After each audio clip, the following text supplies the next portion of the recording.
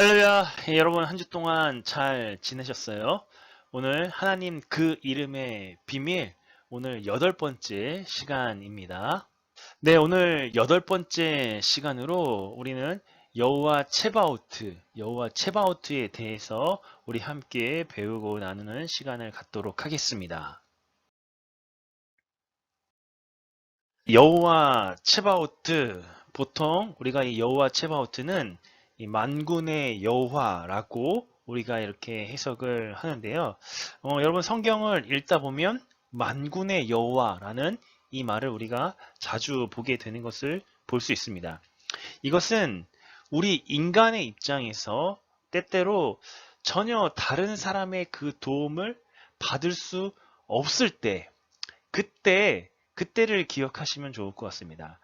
특별히 이미 모든 그 상황이 끝난 것 같은 그런 상황일 때, 막막한 그런 상황이죠. 이런 상황일 때 이 만군의 여호와, 이 여호와 체바오트를 우리가 마음에 담을 수 있게 되는데요. 물론 현재 그러한 그런 안타까운 그런 상황들이 계속해서 진행되고 있을 때에도 우리가 묵상할 수 있는 그런 하나님의 이름이라는 겁니다. 보통 많은 사람들이 이런 상황이 우리에게 찾아오면, 그리고 그 상황이 계속해서 지속되면 굉장히 힘들어하는 것을 볼 수 있습니다. 낙심하기도 하고요. 그냥 모든 것들을 다 포기해버리는 그런 상황이 있는 것을 볼 수 있습니다.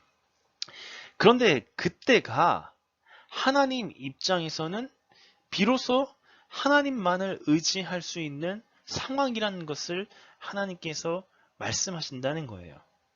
자신의 이 백성이, 자신의 그 자녀들이 참으로 하나님을 의지하는 상황. 그래서 그때는 그냥 포기하는 그런 상황이 아니라 참 구원이시고 능력이 되시는 그 하나님의 이름을 경험하는 시간이라는 것을 우리가 알 수 있다는 겁니다.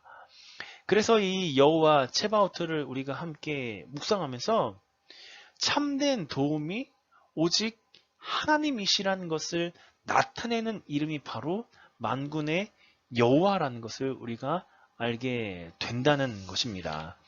오늘 이 여호와 체바오트를 우리가 함께 나누면서 다른 사람의 이 도움이 전혀 없는 그런 상황 속에서 오직 우리의 참된 도움은 우리 하나님 한 분뿐이라는 것을 우리가 마음에 담을 수 있고, 또 그 이름의 능력을 경험할 수 있는 이런 시간이 되시기를 간절히 원합니다. 여러분, 끝난 상황, 끝나지 않았어요. 우리 하나님이 그때 일하시고 능력이 나타나시는 그 상황이라는 것을 다시 한번 이 말씀을 통해서 우리가 경험하고 체험하는 그런 은혜가 있으시기를 주님의 이름으로 간절히 축복합니다.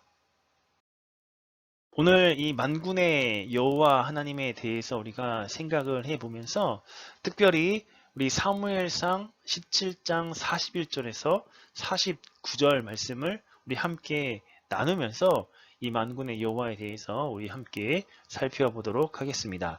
그래서 여러분 본문을 먼저 제가 읽어 드리도록 하겠습니다. 블레셋이 방패된 사람을 앞세우고 다윗에게로 점점 가까이 나아가니라.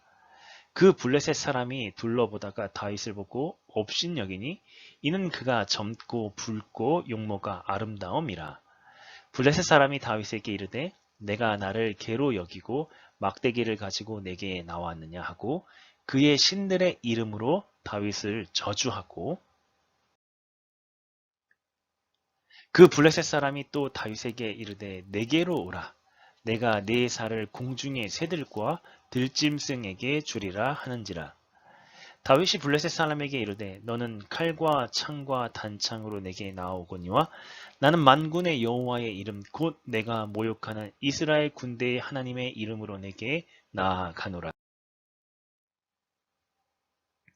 오늘 여호와께서 너를 내 손에 넘기시리니 내가 너를 쳐서 내 목을 베고 블레셋 군대의 시체를 오늘 공중의 새와 땅의 들짐승에게 주어 온 땅으로 이스라엘의 하나님이 계신 줄 알게 하겠고, 또 여호와의 구원하심이 칼과 창에 있지 아니함을 이 무리에게 알게 하리라.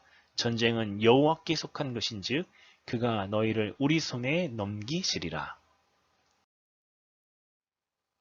블레셋 사람이 일어나 다윗에게로 마주 가까이 올 때에 다윗이 블레셋 사람을 향하여 빨리 달리며 손을 주머니에 넣어 돌을 가지고 물매로 던져 블레셋 사람의 이마를 치매 돌이 그의 이마에 박히니 땅에 엎드려지니라. 아멘. 사무엘상 17장 41절에서 49절 말씀은 여러분 우리가 참 많이 알고 있는 그런 말씀이죠. 이 다윗과 골리앗의 전쟁의 말씀입니다. 실제 성경에서 여러분 이 만군의 여호와 체바오트는 이 사무엘상에 처음 나타나는 것을 볼 수 있습니다. 사실 이때까지는 이스라엘은 만군의 주이신 그 하나님께 호소해야 한다는 것을 정말 마음으로 알지 못하였던 것 같습니다. 그런데 여러분 선지서인 이사야나 예레미야나 아모스나 학개, 스가랴, 말라기를 읽을 때 우리는 이 만군의 여호와 체바오트가 정말 많이 사용되는 것을 볼 수 있습니다. 스가랴에는 14장까지 말씀에서 52번이나 사용됐고요. 예레미야에는 52장까지 83번이 사용됐다고 합니다. 그리고 말라기에서는 24번이 쓰이는데 22번이 하나님께서 지시하시는 형태인 만군의 여호와가 이르노라 라는 구절에 이렇게 사용되고 있다고 합니다. 그런데 흥미로운 것은 에스겔에는 이 만군의 여호와가 나타나지 않는다는 거예요. 그 이유는 이 에스겔 말씀은 그럼 70년의 이 포로 생활에 대한 이 포로 생활 중에 나타난 말씀이잖아요. 그 이름이 나타나지 않는다는 것이죠.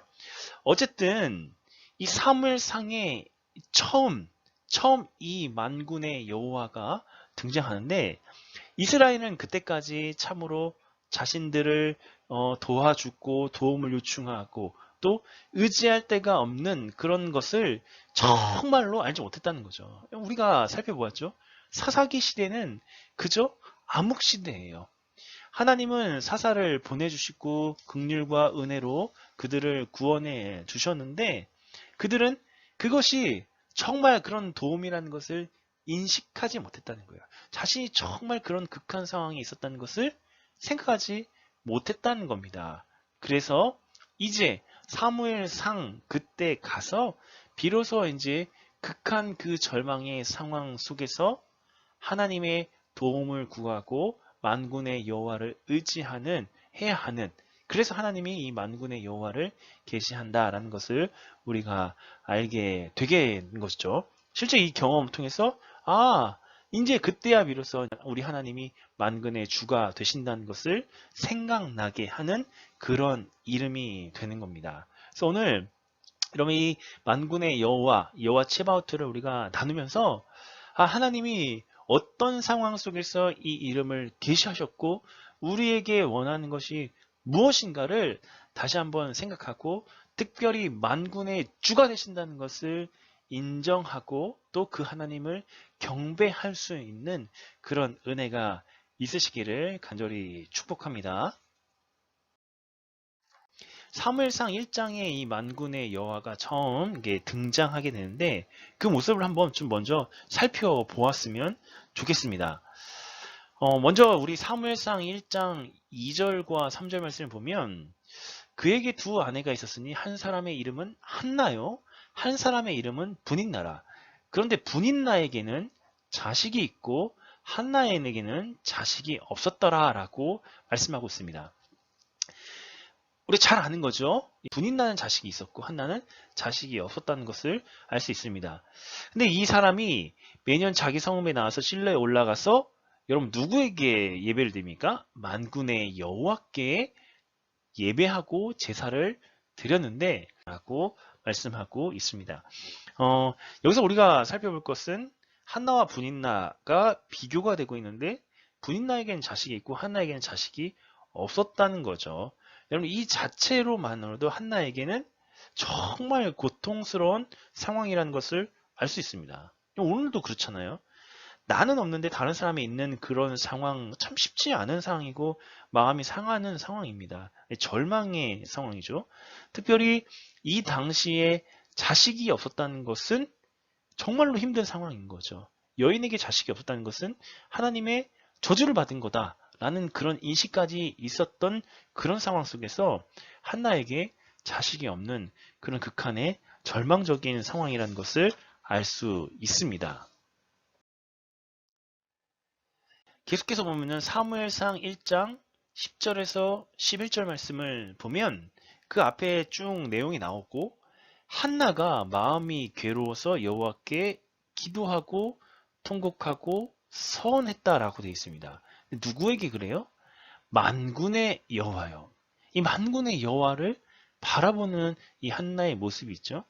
만일 주의 여정의 고통을 돌아보시고 나를 기억하사 주의 여정을 잊지 아니하시고 주의 여정에게 아들을 주시면 내가 그의 평생의 그를 여호와께 드리고 삭도를 그의 머리에 대지 아니하겠다라고 말하고 있습니다. 여러분 그 앞의 내용을 보면 분인나가 한나를 격동시켰다고 이렇게 격분시켰다라는 그런 말이 나오죠. 하나님께서 못하게 하셨는데 분인나가 그를 심히 격분하게 해서 괴롭게 했다는 겁니다. 그때 한나는 이런 절망의 상황 속에서 만군의 여호와를 바라보면서 무엇을 하고 있냐면 간절한 마음으로 통곡하면서 기도하고 있었다는 것을 보여주는 거죠. 그럼 이걸 통해서 우리가 알 수 있는 게 있습니다. 절망의 상황 속에서 우리가 무엇을 해야 하는가? 바로 만군의 여호와로 계시하신 그 하나님을 바라보아야 한다는 것을 우리에게 가르쳐 주고 있는 거죠. 만군의 여호와 하나님으로 왜 우리에게 다가오셔서 우리에게 계시하실까요?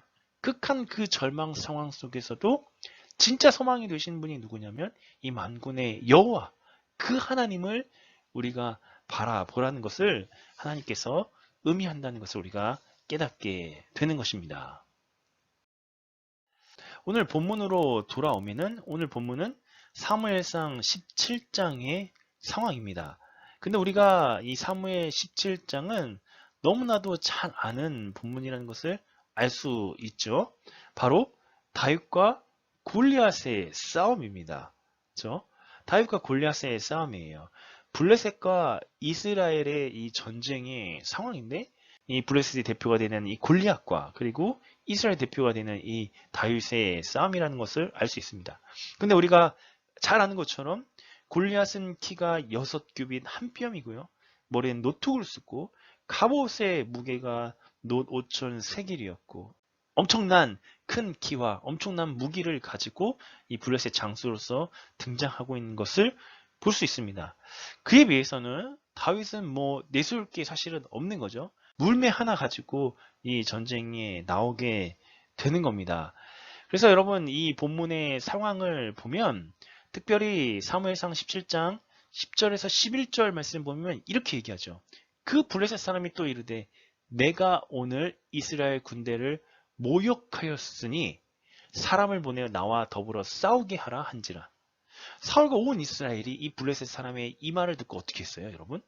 크게 두려워하였다라고 되어 있습니다. 그러니까 블레셋 사람, 이 골리앗의 이 말에 의해서 사울과 온 이스라엘이 이 말을 듣고 크게 두려워하고 놀라고 있는 그런 상황이라는 것을 알 수 있습니다. 두려운 상황인 거죠. 사무엘상 17장 41절에서 42절을 보면 다윗이 이제 등장을 하게 돼요.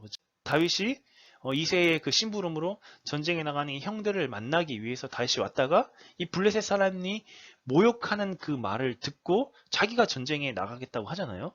그때 이제 이 사무엘상 17장 41절과 42절 말씀을 보면 블레셋 사람이 방패된 사람을 앞세우고 다윗에게로 점점 가까이 나아가니라. 그 블레셋 사람이 둘러보다가 다윗을 보고 뭐하냐면 업신여기죠. 이 블레셋 사람이 골리앗이 다윗을 보고 업신여겼다는 것을 우리가 알 수 있습니다. 그리고 다윗에게 뭐라고 얘기하냐면 계속해서 보면 내가 나를 계로 여기고 막대기 하나 가지고 내게 나왔느냐. 그리고 나서 그의 신들의 이름으로 다윗을 저주했다는 것을 볼 수 있습니다. 그 블레셋 사람이 다윗에게 이렇게 얘기하는 거죠. 완전히 내 살을 공중의 새들과 들짐승에게 밥으로 주겠다라고 이야기하는 거죠. 정리하면 이 블레셋 사람인 골리앗이 다윗도 무시하고요. 이스라엘을 무시하고요. 중요한 거는 그의 신들의 이름으로 다윗을 저주하였다는 겁니다. 그런데 이 골리앗을 두려워해서 아무 말도 못하고 있는 상황이었다는 겁니다. 근데 이 상황을 다윗은 어떻게 받아들이냐면 바로 하나님의 이름을 모욕한 것이라고 받아들이고 있었다는 겁니다. 그럼 여기서 중요한 게 그의 신들의 이름으로 다윗을 저주하는 것은 그것은 단지 다윗을 저주하는 것이고 이스라엘을 저주하는 게 아니라 이스라엘의 그 하나님을 저주하는 것이라고 모욕하는 것이라고 이 다윗은 받아들였다는 거예요. 그래서 다윗이 골리앗을 향해서 나아간다는 겁니다. 여러분 여기서 우리가 중요한 것은 하나님의 이름이 모욕당할 때 사실은 그때가 우리가 정말 담대해야 할 상황입니다. 하나님의 이름이 모욕당하고 있는데 그때 가만히 있는 거예요. 여러분 오늘날 우리 세상을 보면 하나님의 이름이 모욕당하고 또 하나님의 이름이 훼손당하는 경우가 참 많이 있는 것을 볼 수 있습니다. 근데 그때 사실 우리 그리스도인들이 담대하지 못해요. 그렇지 못할 때가 참 많이 있습니다. 그리고 그때가 사실은 우리가 담대해야 될 상황인데 우리는 아무 때나 담대해요. 진짜 담대해야 될 때는 가만히 있고 그럴 필요가 없는 때에 우리는 담대한 것을 볼 수 있습니다. 그래서 여러분 다윗은 그 마음에 하나님의 이름이 모욕당하고 있다는 그 사실을 보고 담대히 이 전쟁에 나아간다는 겁니다. 이게 우리에게 주는 중요한 메시지가 있습니다. 하나님의 이름이 모욕당할 때 그때가 우리가 담대하게 나아가야 될 때라는 것을 가르쳐 주고 있었습니다. 다윗이 그러면 그 상황 속에서 무엇을 하였냐는 거죠. 자, 오늘 이 사무엘상 17장 45절을 보면 이렇게 얘기합니다. 그럼 이 구절이 참 중요해요. 45절부터 47절까지 다윗이 말한 이 고백은 여러분 오늘 우리가 마음속에 꼭 담아두기 원하는 말씀입니다. 먼저 여러분 45절 말씀을 보면 다윗이 블레셋 사람에게 이르되 너는 칼과 창과 단창으로 내게 나아오거니와 나는 무엇으로 나가요? 만군의 여호와 이름 곧 내가 모욕하는 이스라엘 군대의 하나님의 이름으로 내게 나아가니라. 아멘이죠. 이 블레셋 사람, 이 골리앗은 자신이 가지고 있는 칼과 창과 단창으로 내게 오지만 나는 그 칼과 창과 단창으로 내게 나가는 게 아니라 만군의 여호와의 이름, 하나님의 이름, 이스라엘 군대의 하나님의 이름으로 내게 나간다는 거예요. 골리앗은 눈에 보이는 칼과 창과 단창으로 전쟁을 하지만 다윗은 그것을 전쟁하는 것이 아니라 참 능력이시고 지금도 살아계시고 모든 것을 주관하시는 이 만군의 여호와의 이름으로 나아간다는 겁니다. 바로 이 마음속에 하나님의 이름에 대한 확신과 신뢰가 있었다는 것을 보여주는 거죠. 또한 여러분 46절 말씀을 보면 오늘 여호와께서 너를 내 손에 넘기시리니 내가 너를 쳐서 내 목을 베고 블레셋 군대의 시체를 오늘 공중의 새와 땅의 들짐승에게 주어 온 땅으로 이스라엘의 하나님이 계신 줄을 알게 하겠다라고 말합니다. 하나님이 오늘 너를 내 손에 넘기신다는 거예요.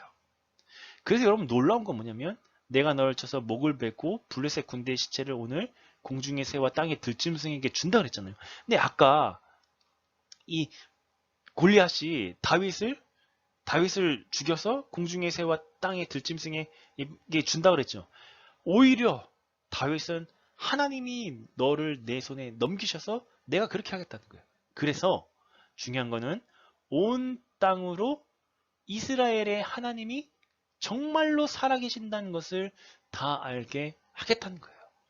하나님이 정말로 계신다는 것을 온 땅이 알게 하겠고 그 하나님은 이스라엘 하나님, 자신의 하나님이라는 확신이 있다는 것을 우리가 알 수 있습니다. 그러니까 하나님이 계신다는 것에 대해서 다윗은 정말로 확신하고 믿었다는 것을 알 수 있습니다.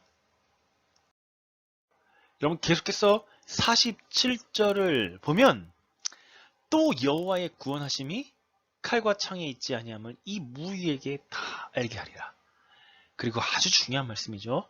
전쟁은 누구에게 속했습니까? 여호와께 속한 것을 우리가 알게 하겠다는 겁니다. 전쟁은 이 창과 칼에 있지 않은 거예요. 하나님께 속한 겁니다. 전쟁에 이기고 지는 것은 하나님의 주권에 있다는 것을 알게 하겠다는 겁니다. 보이겠다는 겁니다. 여러분 그래서 실제로 다윗이 어떻게 합니까? 여러분 48절과 49절을 보면 손에 가지고 있는 그 물맷돌로 그것을 던져서 여러분 어떻게 돼요? 블레셋 사람 이마를 치매 돌이 그 이마에 박혔다는 겁니다. 그래서 그 거인이 땅에 쓰러지게 되는 겁니다. 여러분 놀라웠지 않습니까? 물론 다윗이 훈련돼서 물매를 잘 던지는 그런 사람이었다고 할지라도 그것을 던져서 블레셋 사람의 이마를 쳐서 그 돌이 이마에 박혀서 땅에 엎어지게 해서 승리를 주신 거. 하나님이 하시는 거잖아요.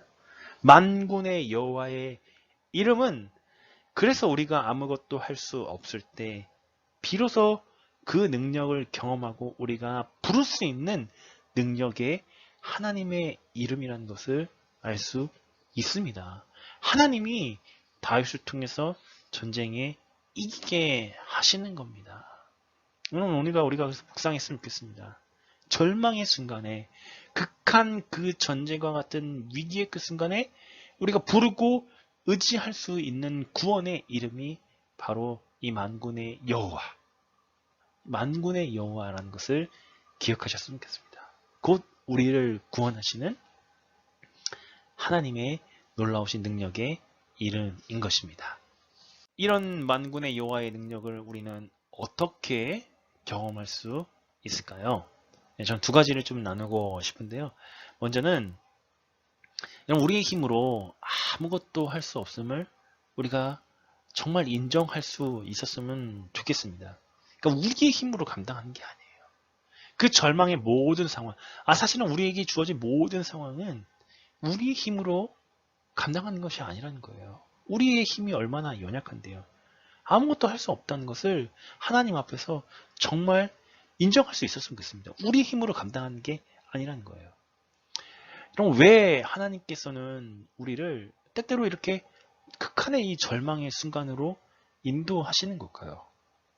한번 생각을 해보면 참 구원이 나에게 있지 않다는 거죠. 진짜 구원의 그 능력은 하나님께 있다는 것을 알게 하기 위해서라는 거예요.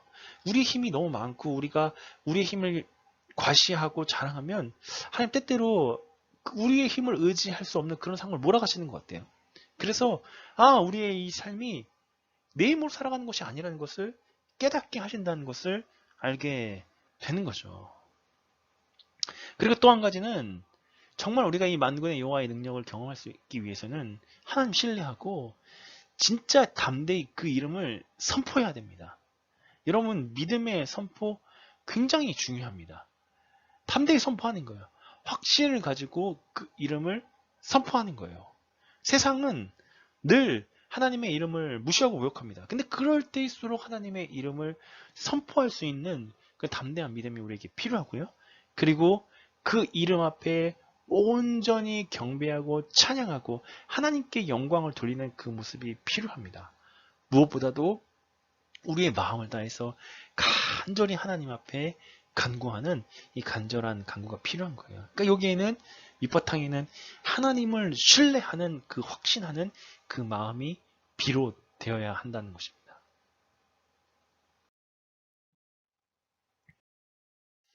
이 말씀을 가지고 우리가 묵상을 하고 마쳤으면 좋겠는데요. 먼저 묵상할 주제는 우리에게 있는 이 예기치 않는 이 상황 때문에 혹시 낙심한 우리의 모습이 있는지, 내 모습이 있는지 한번 돌아보았으면 좋겠습니다. 낙심한 모습이 있을 수도 있을 것 같아요. 그런 낙심한 모습이 있는지 우리 자신을 먼저 보았으면 좋겠고, 그때 우리가 의지하고 있는 것이 무엇인지 한번 보았으면 좋겠습니다. 참 우리는 그냥 이 낙심할 때에 그냥 낙심해서 주저하는 경우도 있고, 그 낙심한 그 상황을 벗어나기 위해서 우리는 우리의 눈에 보이는 것들, 우리 손에 잡히는 것들을 의지하는 경우가 참 많이 있는 것 같습니다. 근데 그것이 우리를 벗어나게 하는 것이 아니라는 것을 우리 너무나 잘 알고 있다는 겁니다.